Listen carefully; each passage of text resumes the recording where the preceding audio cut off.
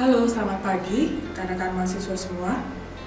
Selamat berjumpa kembali pada pertemuan mata kuliah perencanaan dan pengendalian produksi hari ini. Tidak terasa kita sudah memasuki minggu terakhir menjelang ujian tengah semester. Saya berharap kalian selalu sehat dan tetap bersemangat dalam menghadapi perkuliahan pada semester ini. Nah, pada pertemuan ini kita akan membahas mengenai capacity. Dalam hal ini adalah RCCP atau Raw Cut Capacity. Apa sih sebenarnya Raw Cut Capacity? Kemudian apa manfaatnya? Lanjutnya adalah bagaimana studi kasusnya di tempat produksi sebelum kita melakukan yang namanya Material Requirement Planning. Ayo kita mulai perkuliahan kita hari ini. Pada pertemuan hari ini, kita akan membahas mengenai beberapa hal seperti ini. Definisi dari RCCP dan kegunaannya, langkah-langkah RCCP, kemudian metode dalam RCCP. Masih ingat kalian mengenai hierarki ini? Hierarki ini adalah activity planning, di mana di sini ada beberapa proses yang harus kita lewati, yaitu production planning, agregat disagregat, kemudian master production schedule, material requirements planning, dan shop floor schedule. Nah, itu berhubungan dengan production planning. Bagaimana kita ingin mengetahui capacity, kemampuan suatu sistem untuk menghasilkan sesuatu dalam jumlah tertentu pada waktu yang tertentu. Yang diperlukan dalam capacity planning adalah resource requirements planning, kemudian raw cut capacity, capacity requirements planning, dan input atau output control. Nah, di sini ada beberapa yang harus kita ketahui. Bahwa pada proses yang namanya aggregate production planning itu bicara tentang product lines of families. Dan kemudian pada master production schedule itu adalah individual products. Kita tahu ya bedanya antara product family dan products item. Kemudian untuk bicara tentang material requirement planning yang kita bahas adalah komponen-komponen untuk membuat individual products. Kemudian setelah itu kita ingin membuatnya, memprosesnya di manufacturing operation. Jadi ini adalah item-item yang ada di dalam proses agregat production planning dan resource requirement planning, yaitu adalah products line or families. Jadi yang dibahas itu MPS dan RCCP yang dibahas adalah product item, kemudian material requirements planning yang berhubungan dengan capacity requirements planning itu adalah bicara tentang komponen.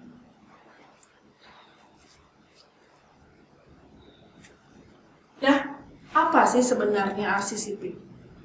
RCCP itu adalah urutan kedua dari hierarki yang tadi yang berperan untuk mengembangkan MPS, Master Production Schedule. RCCP ini adalah berfungsi untuk melakukan validasi terhadap Master Production Schedule untuk menetapkan sumber-sumber spesifik tertentu terkhusus yang diperkirakan akan menjadi hambatan potensial dalam melaksanakan Master Production Schedule. Di sini dibicarakan tentang capacity. Nah, apakah kapasiti kita yang tersedia itu sudah tersedia itu sesuai dengan apa yang ada? Jadi kita akan menganalisa kalau misalnya tidak sesuai atau di bawah dari kondisi yang ada, kita akan menentukan sebenarnya sumber-sumber apa sih yang menjadi penghambat dari turunnya atau rendahnya standar yang sudah ada. Nah, sebelum kita bahas tentang RCCP itu sendiri, ada beberapa istilah dalam RCCP seperti required capacity. Required capacity adalah kapasiti yang dibutuhkan untuk merencanakan rencana produksi. Jadi misalnya kalau kita ingin membuat 100 unit, kita butuh kapasiti apa saja untuk memenuhi 100 unit tersebut. Kemudian available capacity. Available capacity itu adalah kapasiti yang dihasilkan oleh sebuah work center. Work center itu adalah proses-proses stasiun kerja jika beroperasi pada tingkat produksi 100%. Jadi misalnya, available capacity itu kan bicara tentang orang, mesin, facility, dan yang lain-lain. Nah, kita akan melihat seberapa sih tingkat produktivitas antara orang yang datang, kemudian orang yang bekerja, kemudian peralatan-peralatan yang ada. Pada saat kita melakukan operasi yang namanya proses pembuatan suatu produk. Jadi misalnya proses pembuatan produk pena ini misalnya ada dibagi menjadi beberapa proses. Misalnya membaginya berdasarkan bagian-bagian belakang tubuhnya si pena ini, dari depan, tengah, dan belakang. Jadi kita akan tahu capacity membuat bagian depannya, capacity membuat bagian tengahnya, dan capacity membuat bagian belakangnya. Tapi di RCCP itu bicaranya tentang dalam satu produk ini, bukan per item-itemnya. Nah itu. Istilah lain adalah demonstrate capacity. Demonstrate capacity itu adalah informasi capacity masa lalu yang bertujuan untuk memungkinkan kita untuk melakukan planned capacity.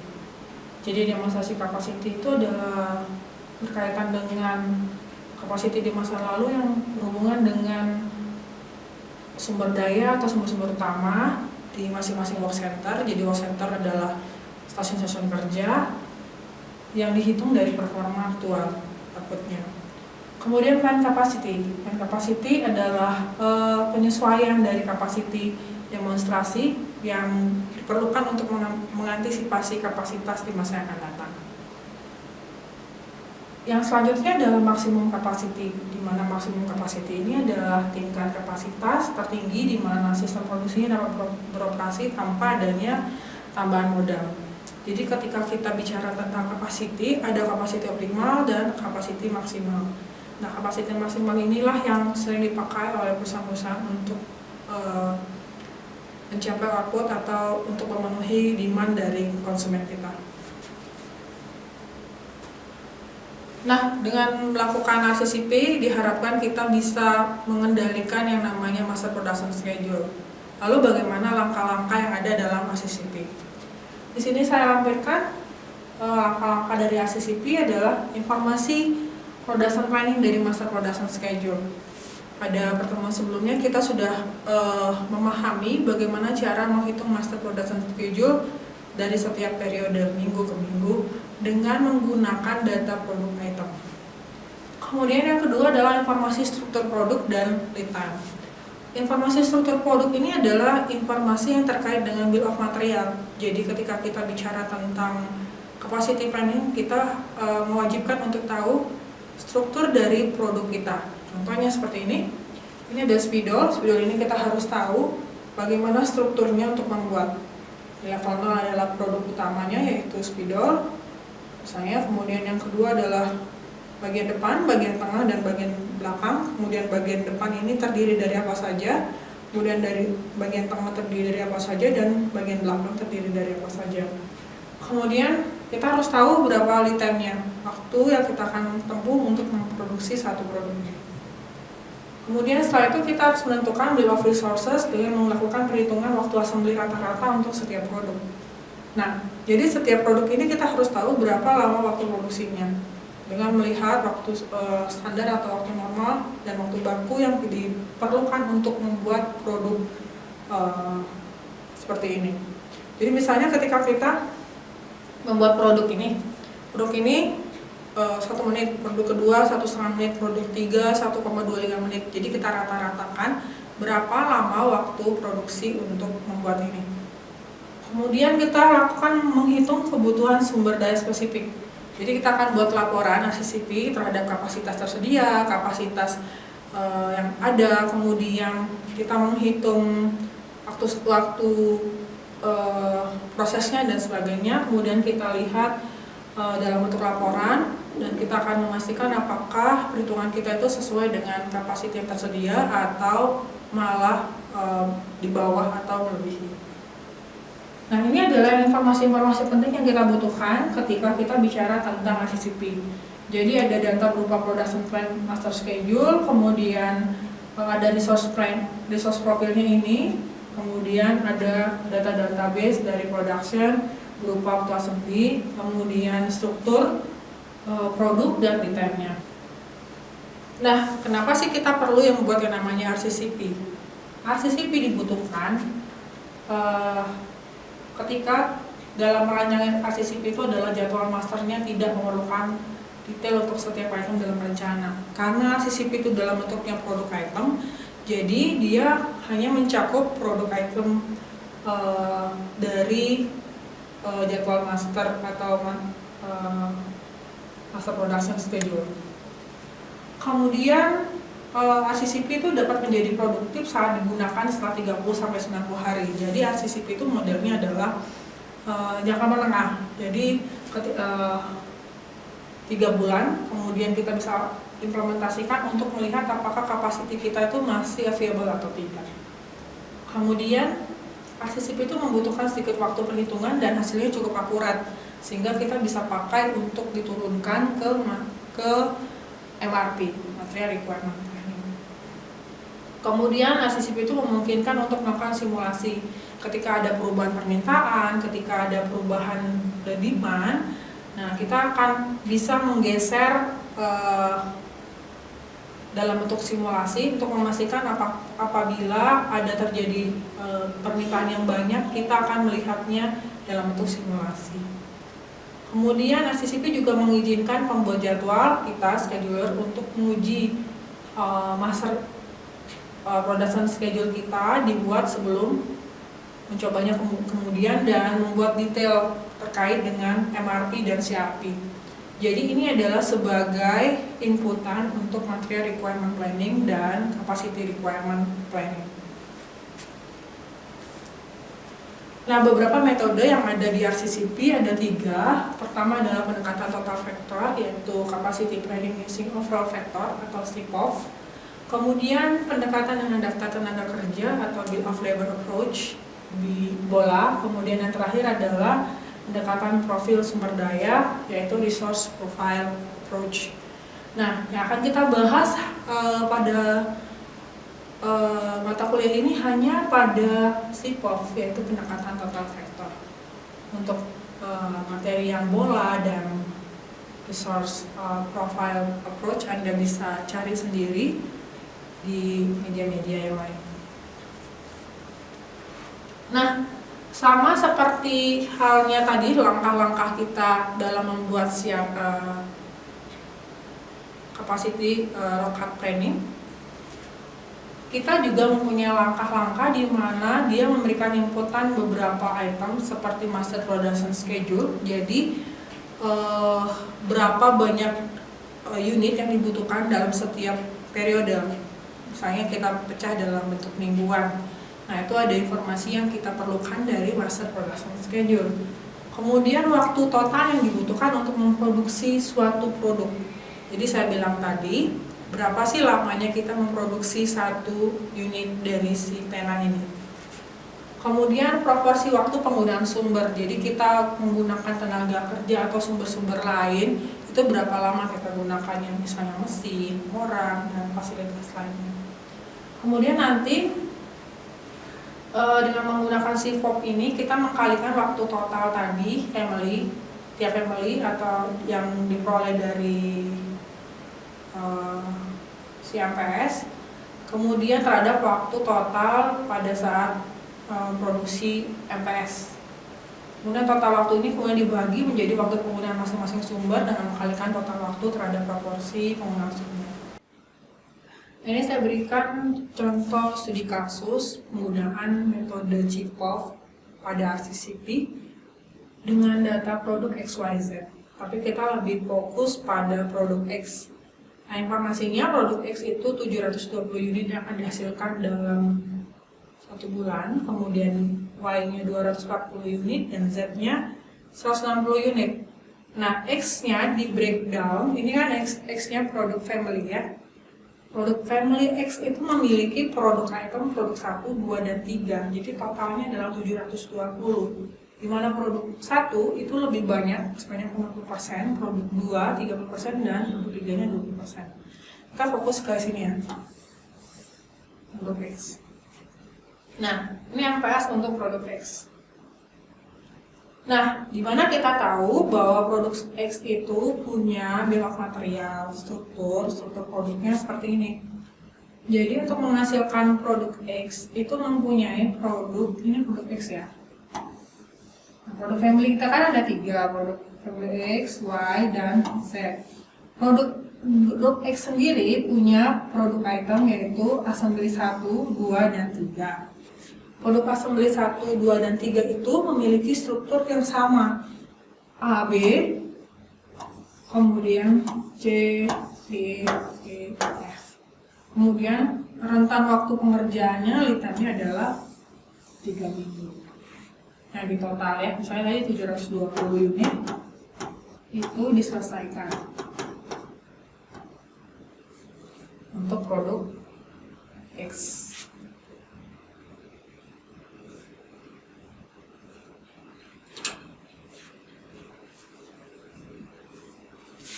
Langkah kedua, langkah selanjutnya adalah untuk menentukan bill of resources. Bill of resources itu dihitung melalui waktu assembly rata-rata untuk setiap produk dalam produknya, produk itemnya. Nah, tadi kita sudah menjelaskan bahwa produk X itu terdiri dari produk 1, 2, dan 3. Nah, di sini mendapat informasi bahwa produk 1 untuk menghasilkan produk 1 itu dibutuhkan waktu sebanyak 0,342 per unit. Produk 2 itu dibutuhkan sebanyak 0,294 per unit dan produk 3 itu dibutuhkan 0,21 per unit. Nah, karena setiap minggunya sudah kita breakdown dengan menghasilkan produk X itu sebanyak 720, maka kita kan sudah breakdown. Breakdownnya seperti ini. Maka kita akan mengalihkan waktu standar yang sudah diberikan oleh tim proses, kita mengalihkannya terhadap masing-masing jumlah unit yang diperlukan setiap periodenya.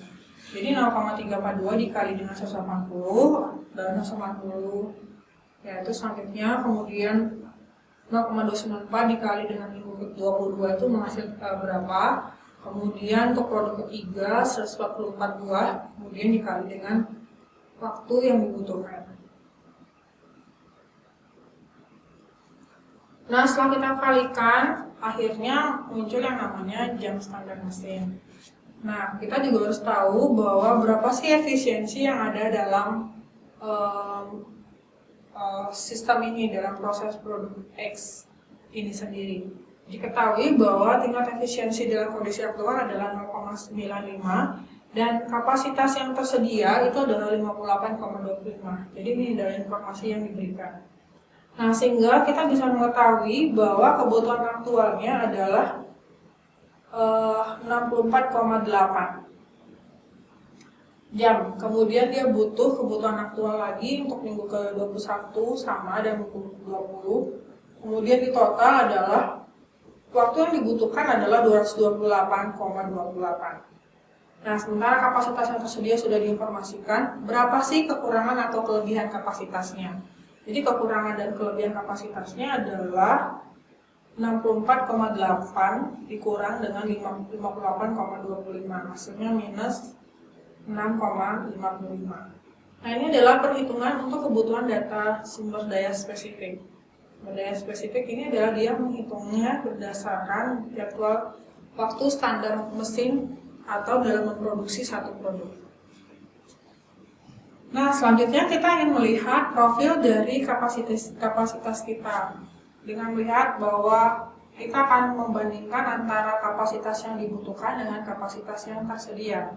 Kapasitas yang tersedia itu kan tadi 58,28. Kemudian tadi kapasitas yang dibutuhkan itu adalah 64,8.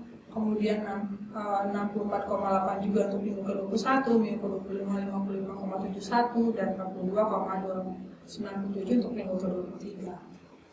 Nah, di sini kita mengapa diperlukan berupa grafik untuk mengetahui apakah kapasitas yang dibutuhkan itu semuanya dapat dipenuhi oleh kapasitas yang tersedia. Jadi kapasitas tersedia 58,28. Sementara di minggu ke-20 itu berlebih, minggu ke-21 juga berlebih, minggu ke-22 adalah berlebih, dan minggu ke-23 adalah kekurangan. Nah, profil ini dianggap valid kalau semuanya itu dapat terpenuhi. Nah, ada satu yang tidak terpenuhi, itu adalah minggu ke-23. Sehingga pada minggu ke-23 ini kita akan melakukan yang namanya strategi penyesuaian. Nah, Untuk strategi penyesuaian ini nanti kita akan jelaskan di pertemuan online yang akan kita bahas secara lebih detail. Demikian penjelasan mengenai RCCP. Mudah-mudahan kalian bisa memahami. Jika yang belum paham, kita akan berdiskusi secara langsung. Terima kasih, salam sehat selalu.